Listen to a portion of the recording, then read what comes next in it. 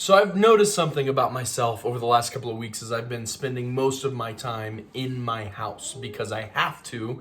I'm noticing that as I feel like sort of difficult emotions or I start to feel uncomfortable about something, I run to food. Now let me explain what I mean. Like, I am not normally very comfortable with my own emotions, but what I've learned to realize is that typically when I feel uncomfortable or I feel an emotion that is hard for me to interpret or experience, it's usually God like trying to wave a flag to get my attention about something in my soul. And generally, my reaction in a normally operating world would be just to go out and get food. Like I can't even tell you the number of times I've just been craving Taco Bell or like Jimmy John's. I love Jimmy John's, or like Crumble or Dairy Queen, like a million different things I have craved. Sometimes it's like in the morning or like sometimes in the afternoon or sometimes like late at night after dinner and I just want to DoorDash something like really quick because I can. What I'm really doing there is because I'm uncomfortable, I'm running to something that will make me feel comfort. Like in my brain, it's most often sugar, right? It's this chemical substance that makes me feel happy. I think most of us have something like this, right? Like whether it's a drug like nicotine, or it's food like me, or it's your girlfriend or your boyfriend, that relationship, or maybe it is like posting something on social media because you know the likes and comments will make you feel better, right? We all have these things that we run to when we're uncomfortable. Here's the problem.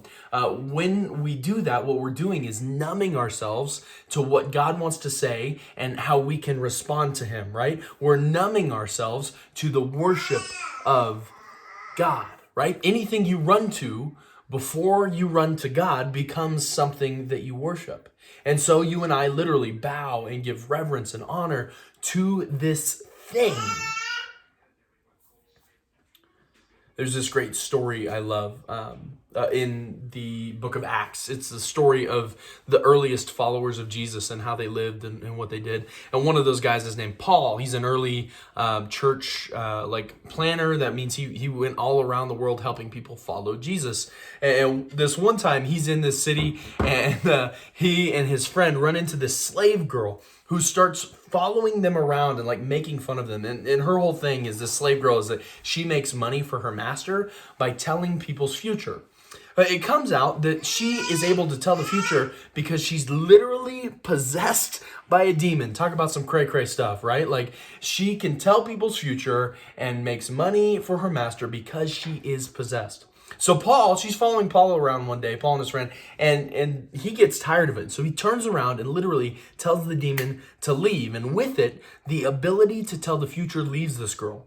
Well, that's great news if you're the girl. It's not great news if you're the master, right? This woman who has become objectified as like essentially like a cash cow now is worthless to her master. And so her master goes to the city and like starts this riot and gets Paul and his friend thrown in jail. And this is where we pick up the story. Acts 16, starting in verse 25, if you're interested. At about midnight, Paul and his friend Silas were praying and singing hymns to God, and the other prisoners were listening to them. Crazy, right? So about midnight, Paul and Silas were praying and singing hymns to God, and the other prisoners were listening. Now, you can read the rest of the story. There's a lot more to it, and it's really, really phenomenal. The prison gets shook by an earthquake, and Paul stays, and the jailer follows Jesus, and it's great.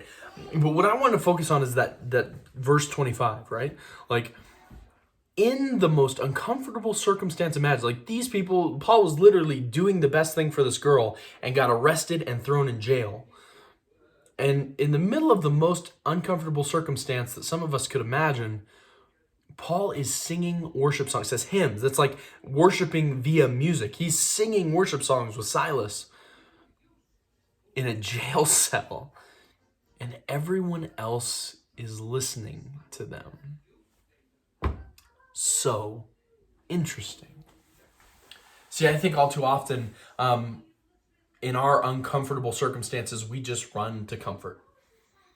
And that's a problem because that comfortable thing becomes the thing we're worshiping. So, what am I doing? Well, I'll be honest with you. You might have noticed I'm in my kitchen and I'm cooking dinner. Because when I cook dinner, I have to interact with the food. I can't just go and buy something, it takes time. And the funny thing about time is that often when I take time, God has space to interact with me and to talk to me, and we can discuss what's actually making me uncomfortable. And really, the thing that He's been talking to me most the last couple of days is just how often I worship a meaningless thing. That's not to say sugar is always evil. Like, I love birthday cake, right? But if it comes before God, it's not healthy. It's not God's best for me. So today, here's your Trinity practice. I want you to go somewhere alone. It could be like in your car, like if you got a spot in the woods or whatever. If it's just in your bedroom, that's great too. And I want you to take some time and put on like a worship song on Spotify, or if you have a guitar and you can play a song, like great, play it. But put that song on and respond like vocally, like sing it out, like Paul did in that jail cell. What you'll find is that resetting your ability to worship will allow you to refocus on what's really important. By avoiding running to what's comfortable and embracing the uncomfortable, you'll find God in a whole new way. Hey, thanks for joining. We'll see you tomorrow in the next Trinity session.